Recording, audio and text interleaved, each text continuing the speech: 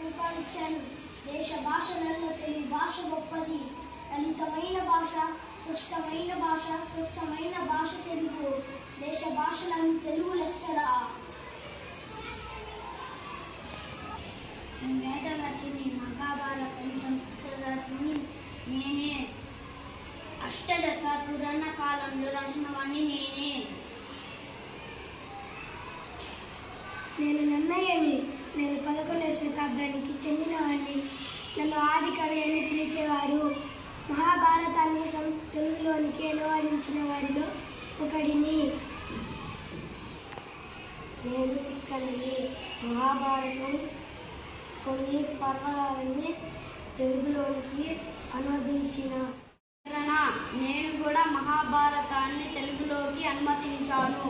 అందుకనే మా ముగ్గురిని కవిత్రయ అంటూ ఉండేవారు. Okay madam.